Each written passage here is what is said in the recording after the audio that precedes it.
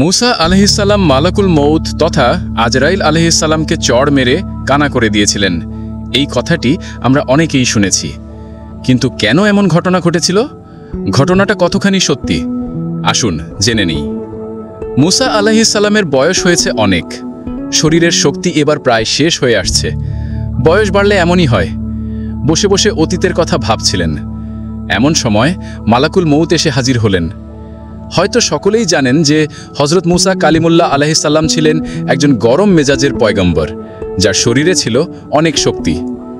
যখন মুসা আলাইহিসসালামের মৃত্যুকাল সন্নিকটে আসলো, তখন হজরত আজরাইল আলাইহিসসালাম মানুষ রূপে যথাসময় উপস্থিত হয়ে বিনা সালামে তহার ঘরে প্রবেশ করেছিলেন এবং বলেছিলেন, হে মুসা, মৃত্যুর জন্য প্রস্তুত হও।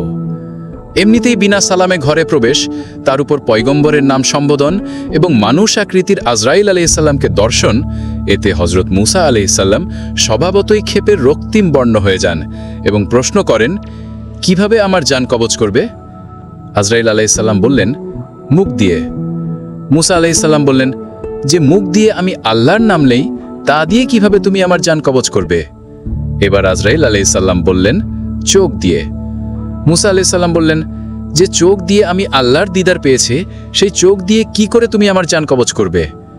এবার আজরাইল আলাইহিসসালাম বললেন, নাক দিয়ে। মুসা আলাইহিসসালাম বললেন, যে নাক দিয়ে আমি জান্নাতের সুঘ্রাণ পেয়েছি, সে নাক দিয়ে তুমি আমার জান কবজ করবে? এবার আজরাইল আলাইহিসসালাম পড়লেন বিপদে। তিনি বলেন, এত কিছু আমি জানি না, আমার কাজ হলো জান কবজ করা, আপনি প্রস্তুত হন। এই কথা শোনার সাথে সাথেই মুসা আলাইহিসসালামের মেজাজ গরম হয়ে গেল। তিনি বেয়াদবির শাস্তি স্বরূপ সাথে সাথে জোরে আজরাইল আলাইহিসসালামকে চপেটাঘাত করে বসেন।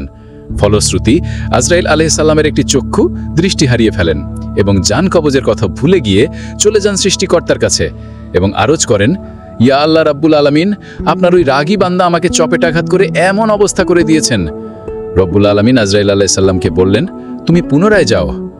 মুসা আলাইহিসসালাম মালাকুত মউতকে বলেন, মৃত্যুর আগে আমি আরেকবার তুর পাহাড়ে যেতে চাই, আপনার দিদার পেতে চাই। আল্লাহ তাআলা তার আরজি কবুল করে তাকে সেখানে যাওয়ার অনুমতি দিলেন। তিনি কালো বিলম্ব না করে সেখানে রওনা দিলেন।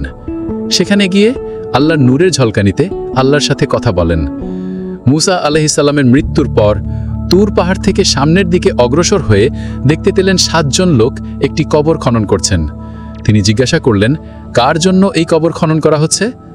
লোকগুলো বললেন, একজন ইমানদার লোকের মৃত্যু হবে, তার জন্য। মুসা আলাইহিসসালাম তাদের সাথে কবর খোঁড়ায় যোগ দিলেন। তারা বললেন, যে মারা যাবে সে দেখতে আপনার মতো লম্বা, আপনি যদি শুয়ে দেখতেন কবরের মাপটা ঠিক আছে কিনা। এরপর মুসা আলাইহিসসালাম সেখানে শুয়ে পড়লেন। সেখানে শুয়ে তিনি আল্লাহকে বললেন, হে আল্লাহ, এই জায়গাটা কত নির্জন, আমার জন্য এই জায়গাটি কবুল করুন। এই কথা বলার সাথে সাথেই একজন ফেরেশতা এসে একটি আপেল তাকে খেতে দিলেন। তিনি বিসমিল্লাহ বলে আপেলটিকে কামড় দিলেন, সাথে সাথে তার জান কবজ হয়ে গেল। ইন্না লিল্লাহি ওয়া ইন্না ইলাইহি রাজিউন।